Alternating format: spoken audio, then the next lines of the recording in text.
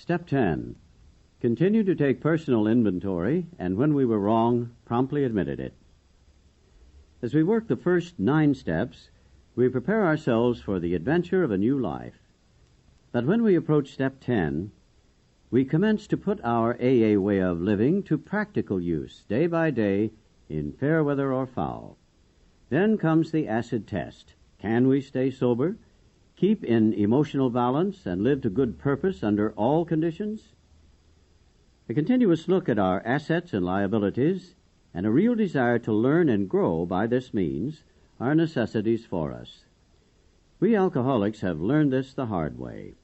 More experienced people, of course, in all times and places, have practiced unsparing self-survey and criticism. For the wise have always known that no one can make much of his life until self-searching becomes a regular habit, until he is able to admit and accept what he finds, and until he patiently and persistently tries to correct what is wrong. When a drunk has a terrific hangover because he drank heavily yesterday, he cannot live well today. But there is another kind of hangover which we all experience, whether we are drinking or not. That is the emotional hangover, the direct result of yesterday's and sometimes today's excesses of negative emotion, anger, fear, jealousy, and the like. If we would live serenely today and tomorrow, we certainly need to eliminate these hangovers. This doesn't mean we need to wander morbidly around in the past. It requires an admission and correction of errors now. Our inventory enables us to settle with the past. When this is done, we are really able to leave it behind us. When our inventory is carefully taken and we have made peace with ourselves, the conviction follows that tomorrow's challenges can be met as they come. Although all inventories are alike in principle, the time factor does distinguish one from another.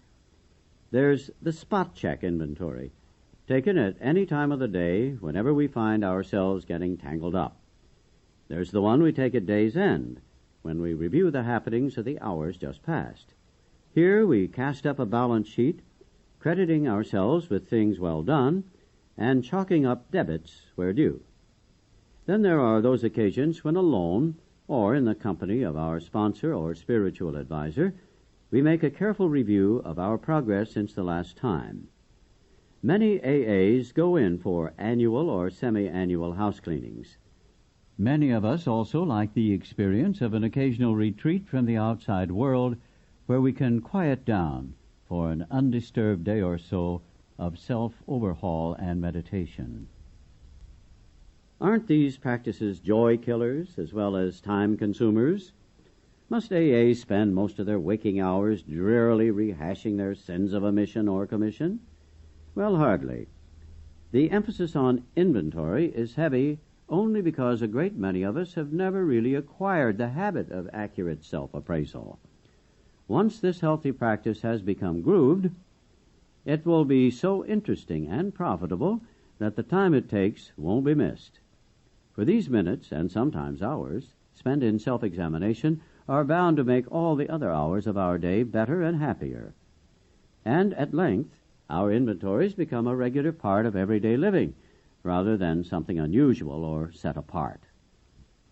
Before we ask what a spot check inventory is, let's look at the kind of setting in which such an inventory can do its work. It is a spiritual axiom that every time we are disturbed, no matter what the cause, there is something wrong with us. If somebody hurts us and we are sore, we are in the wrong also. But are there no exceptions to this rule? What about justifiable anger? If somebody cheats us, aren't we entitled to be mad? Can't we be properly angry with self-righteous folk? For us of AA, these are dangerous exceptions. We have found that justified anger ought to be left to those better qualified to handle it. Few people have been more victimized by resentments than have we alcoholics. It mattered little whether our resentments were justified or not. A burst of temper could spoil a day, and a well-nursed grudge could make us miserably ineffective. Nor were we ever skillful in separating justified from unjustified anger. As we saw it, our wrath was always justified. Anger, that occasional luxury of more balanced people, could keep us on an emotional jag indefinitely. These emotional dry benders often led straight to the bottle. Other kinds of disturbances, jealousy, envy, self-pity, or hurt pride, did the same thing. A spot check inventory taken in the midst of such disturbances can be a very great help in quieting stormy emotions. Today's spot check finds its chief application to situations which arise in each day's march. The consideration of long-standing difficulties had better be postponed, when possible, to times deliberately set aside for that purpose. The quick inventory is aimed at our daily ups and downs, especially those where people or new events throw us off balance and tempt us to make mistakes.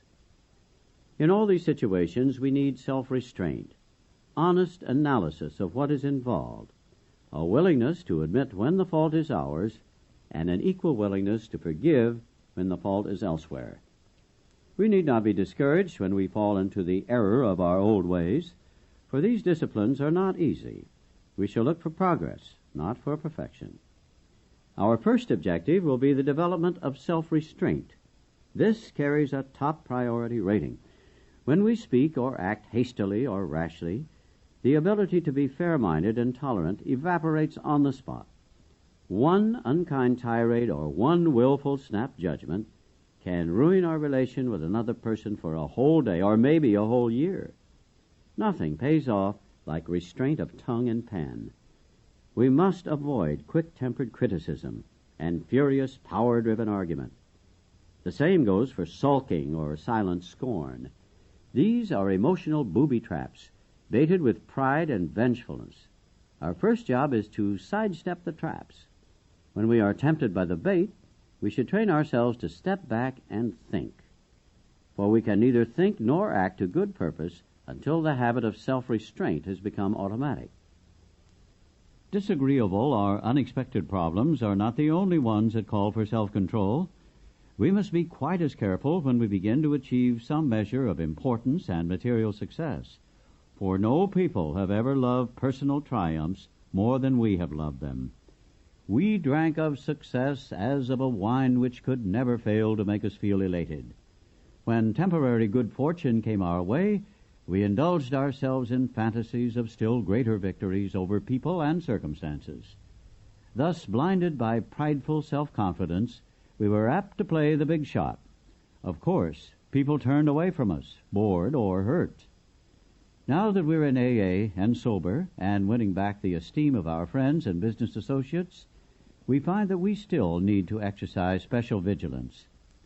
As an insurance against big shotism, we can often check ourselves by remembering that we are today sober only by the grace of God, and that any success we may be having is far more His success than ours.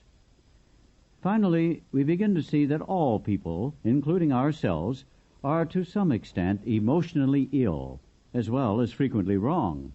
And then we approach true tolerance and see what real love for our fellows actually means. It will become more and more evident as we go forward that it is pointless to become angry or to get hurt by people who, like us, are suffering from the pains of growing up. Such a radical change in our outlook will take time, maybe a lot of time. Not many people can truthfully assert that they love everybody. Most of us must admit that we have loved but a few, that we have been quite indifferent to the many so long as none of them gave us trouble, and as for the remainder, well, we have really disliked or hated them. Although these attitudes are common enough, we AAs find we need something much better in order to keep our balance. We can't stand it if we hate deeply. The idea that we can be possessively loving of a few, can ignore the many, and can continue to fear or hate anybody has to be abandoned, if only a little at a time. We can try to stop making unreasonable demands upon those we love. We can show kindness where we had shown none. With those we dislike, we can begin to practice justice and courtesy, perhaps going out of our way to understand and help them. Whenever we fail any of these people, we can promptly admit it to ourselves always, and to them also when the admission would be helpful. Courtesy, kindness, justice, and love are the keynotes by which we may come into harmony with practically anybody. When in doubt, we can always pause, saying, "Not my will, but thine be done." And we can often ask ourselves, am I doing to others as I would have them do to me today? When evening comes, perhaps just before going to sleep, many of us draw up a balance sheet for the day. This is a good place to remember that inventory taking is not always done in red ink. It's a poor day indeed when we haven't done something right. As a matter of fact, the waking hours are usually well filled with things that are constructive. Good intentions, good thoughts, and good acts are there for us to see. Even when we have tried hard and failed, we may chalk that up as one of the greatest credits of all. Under these conditions, the pains of failure are converted into assets. Out of them, we receive the stimulation we need to go forward. Someone who knew what he was talking about once remarked that pain was a touchstone of all spiritual progress. How heartily we AAs can agree with him, for we know that the pains of drinking had to come before sobriety and the emotional turmoil before serenity. As we glance down the debit side of the day's ledger, we should carefully examine our motives in each thought or act that appears to be wrong. In most cases, our motives won't be hard to see and understand. When prideful, angry, jealous, anxious, or fearful, we acted accordingly, and that was that.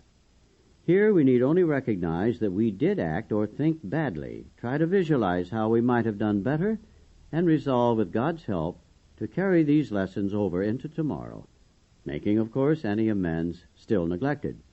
But in other instances, only the closest scrutiny will reveal what our true motives were. There are cases where our ancient enemy, rationalization, has stepped in and has justified conduct which was really wrong. The temptation here is to imagine that we had good motives and reasons when we really didn't. We constructively criticize someone who needed it when our real motive was to win a useless argument. Or, the person concerned not being present, we thought we were helping others to understand him, when in actuality our true motive was to feel superior by pulling him down. We sometimes hurt those we love because they need to be taught a lesson, when we really want to punish. We were depressed and complained we felt bad, when in fact we were mainly asking for sympathy and attention. This odd trait of mind and emotion, this perverse wish to hide a bad motive underneath a good one, permeates human affairs from top to bottom. This subtle and elusive kind of self-righteousness can underlie the smallest act or thought. Learning daily to spot, admit, and correct these flaws is the essence of character building and good living. An honest regret for harms done, a genuine gratitude for blessings received, and a willingness to try for better things tomorrow will be the permanent assets we shall seek.